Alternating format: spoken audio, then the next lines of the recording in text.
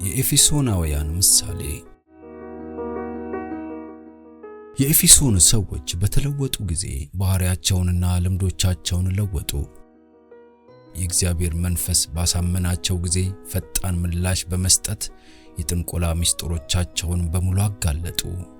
መጥተው ኃጢአታቸውን ተናዘዙ፣ ተግባራቸውንም አሳዩ። ይህን ያህል ለአስማት ራሳቸውን ሰጥተው በመስጠታቸውና ሰይጣን የጥንቆላ ሥራውን መሠረት ለመሠረተባቸው መጻሕፍት ከፍተኛ ዋጋ በመስጠታቸው ነፍሶቻቸው በቅዱሱ ቁጣ ተሞሉ። ክፉውን ላለማግለል ከመወሰናቸው የተነሳ እነዚያን ውድ መጻሕፍት አመጧቸውና በሕዝብ ፊት አቃጠሏቸው። በዚህ ድርጊታቸው ከእውነተኛ ልባቸው ወደ እግዚአብሔር መመለሳቸውን አረጋገጡ። የኤፌሶን ሰዎች ወንጌልን ተቀብለው ከተለወጡ በኋላ ያቃጠሏቸው መጻሕፍት አስቀድመው እጅግ የሚደሰቱባቸውና ሕሊናቸውን እንዲገዙና አእምሮአቸውን እንዲመሩ የፈቀዱላቸው ነበሩ። መጻሕፍትን ከማቃጠል ይልቅ ሊሸጧቸው ይችሉ ነበር። ነገር ግን ያን ቢያደርጉ ኖሮ ክፋት ቀጣይነት ያገኝ ነበር። ከዚያ በኋላ የሰይጣንን ምስክሮችና የጥንቆላ ስልቶችን ጠሉና ከነርሱ ያገኙትን ዕውቀት እንደ ስህተት አዩት። ዛሬ ከእውነት ጋር ግንኙነት ያላችሁ ወጣቶች ክፉ መጻሕፍቶቻችሁን አቃጥላችኋልን? ኤፌሶናውያንን ተብትቦ ይዟቸው የነበረው ክፋት አለባችሁ አንልም፣ ወይም እናንተ እንደነርሱ አስማት እየፈጸማችሁና የጥንቆላ ሥራ እየሰራችሁ አድርገን አንወነጅላችሁም። የጥንቆላ ምስጢሮችን ተከትላችኋል ወይም ከክፉ መናፍስት ጋር ግንኙነት ፈጥራችኋል አንላችሁም። ነገር ግን የክፋት ሁሉ ደራሲ ከሆነውና እነዚህንና ሌሎች ገሃነማዊ ስልቶችን ሁሉ ከሚያዘጋጅ ጋር ግንኙነት የላችሁምን? የዚህ ዓለም ገዥና በአየር ላይ የሚገዛ ኃይል ልዑል የሚሰጣችሁን ሐሳብ አታዳምጡትምን? ለእነርሱ ውሸት ራሳችሁን አሳልፋችሁ አልሰጣችሁምን? ከመለወጣችሁ በፊት ታደርጉ የነበረውን አይነት ሥራ ለመስራት ራሳችሁን የሰይጣን ወኪሎች ለመሆን አሳልፋችሁ አልሰጣችሁምን? ሰፋ ባለ አገላለጽ ከወደቁ መላእክት ጋር ግንኙነት እየፈጠራችሁ የራሳችሁንና የሌሎች ሰዎችን ነፍስ የማታለል ጥበብን ከእነርሱ እየተማራችሁ አይደላችሁምን? የጥንቆላ መጻሕፍትን በተመለከተስ ምን ታነቡ ነበር? ጊዜያችሁን እንዴት ጥቅም ላይ ታውሉ ነበር? የእግዚአብሔር ድምፅ ከቃሉ ውስጥ ሲናገራችሁ ለመስማት እንድትችሉ የተቀደሱ መጻሕፍትን ለማንበብ ትሹ ነበርን? ዓለም የጥራዝ ነጠቅነትን፣ ታማኝነት የማጉደልን፣ የክህደትን ዘር በሚዘሩ መጻሕፍት ተታሏል። ይብዛም ይነስም እንጂ እናንተም ከነዚህ መጻሕፍት ተምራችኋል። እነርሱ የጥንቆላ መጻሕፍት ናቸው።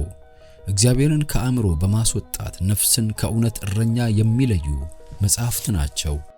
አንብባችኋቸው የነበሩ መጻሕፍት በሰይጣን ምኵራብ በተሰሩ መላምቶች የሰዎችን አእምሮ የጥንቆላ ትምህርት ተገዢ ለማድረግ በሰይጣን ወኪሎች የተዘጋጁና ክፉን በሰይጣናዊ ክብሩ እንዴት ልታገለግሉት እንደምትችሉ ለማሳየት የታለሙ ናቸው።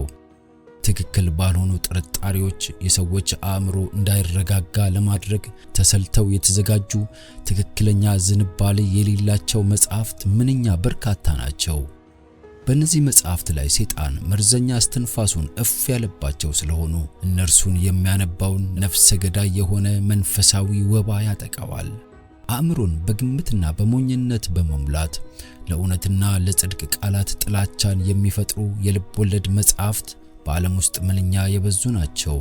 ከዚህም የተነሳ እናንተ ወደ እግዚአብሔር ገነት ልትመሩበት የምትችሉትን መጻሕፍት በትዕግስት ጊዜን በመውሰድና በሙሉ አስተሳሰብ ለመመርመር አእምሮአችሁ ገጣሚ እንዳይሆን ያደርጋሉ። የዚህ ዓለም ሀብት የሰማይን የይለፍ መታወቂያ ወይም ፓስፖርት ሊገዛልን የሚችል ይመስል ምድራዊ ሀብትን ስለማግኘት ብዙ ነገር ተጽፏል። ሕይወታችሁን ወደ ተሻለ አገር በሚወስደው መንገድ ላይ አንዲት የብርሃን ጨረርን እንኳን የማያሳርፍ የሰዎች የድፍረትና ፍርሃታዊ ያልሆኑ ስኬታቸው ምንኛ ብዙ የታሪክ መጽሐፍ ተጽፎበታል። ወጣቶችን ወደ ስህተት የሚመሩና ስለ ጦርነትና ደም መፋሰስ የተጻፉ መጻሕፍት ምን ያክል የበዙ ናቸው። እነዚህን መጻሕፍት በሚያነቡበት ጊዜ እነርሱ እያነበቡት ባለው ጦረኛ መንፈስ እንዲሞሉ ሰይጣን ባጠገባቸው ይቆማል። ደማቸው በደም ቧንቧ ውስጥ ይፈላና የጭካኔ ሥራን ለመፈጸም ይነሳሳሉ። ወዳልተቀደሱ ፍላጎቶች የሚመሩና የልብን ፍላጎት በማቀጣጠል ንጹሕና ቅዱስ ከሆነው ነገር ሁሉ የሚያርቁ የግብረ ገብ ጉድለት ያለባቸው መጻሕፍት ምንኛ ብዙ ናቸው።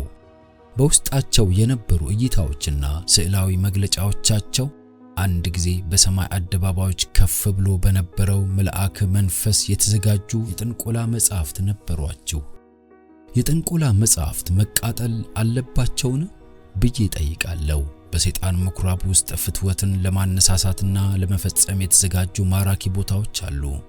ነገር ግን በዚያ ቦታ ምክር አለ። ያ በአይን የማይታይ ጎብኚ በጨለማ ለተፈጸመው ተግባር ምስክርነት ይሰጣል። በከንቶች ኩሮችና ደስታ ፈላጊዎች ማህበር ውስጥ መሪው ሰይጣን ስለሆነ በዚያ የደስታ ስሜት ውስጥ ዋናው አንቀሳቃሽ እርሱ ነው። እርሱ በዚያ ቦታ በድብቅ ይገኛል። የጥንቆላ ሥራ በሁሉም አቅጣጫ በዙሪያችን ነው። ዓለምም ሆነ ቤተክርስቲያን ከዚህ በፊት ለማድረግ አልመውት የማያውቁትን ነገር እንዲያደርጉ ሊመራቸው በሚችል ኃይል ተጽዕኖ ስር ናቸው። ሊፈጽሙት ያለው ነገር ቀደም ብሎ ተግባራቸው ቢሆን ኖሮ ነብዩ ለሐዛኤል ስለ ወደፊት ሕይወቱ በነገረው ጊዜ እንደተደነቀ እነርሱም ይደነቁ ነበር። በእግዚአብሔር መንፈስ ቁጥጥር ስር ያልሆነው እያንዳንዱ ወንድ፣ ሴትና ሕፃን በሰይጣን የጥንቆላ ተጽዕኖ ስር ነው። በመሆኑም በንግግሩም ሆነ በሕይወት ምሳሌነቱ ሌሎችን ከእውነት መንገድ እንዲርቁ ይመራቸዋል። የክርስቶስ የሚለውጥ ጸጋ በልብ ውስጥ ሲሆን ኃጢአተኛው ለብዙ ጊዜያቶች እግዚአብሔር ሰጥቶት የነበረውን ታላቅ መዳን ችላ ብሎ በመቆየቱ ነፍስ በቅዱስ ቁጣ ትሞላለች። ያኔ ራሱን፣ አካሉን፣ ነፍሱንና መንፈሱን ለእግዚአብሔር አሳልፎ ይሰጥና ከእግዚአብሔር በተሰጠው ጸጋ ከሰይጣን ጓደኝነት ይለያል። እርሱም እንደ ኤፌሶን ሰዎች ጥንቆላን በመካድ ከሰይጣን ጋር የሚያስተሳስረውን የመጨረሻ ክር ይቆርጣል። የጨለማውን ልዑል ባንዲራ በመተው በደም በተቀለመው በልዑል አማኑኤል ባንዲራ ስር ይሆናል። የጥንቆላ መጻሕፍትን ያቃጥላል።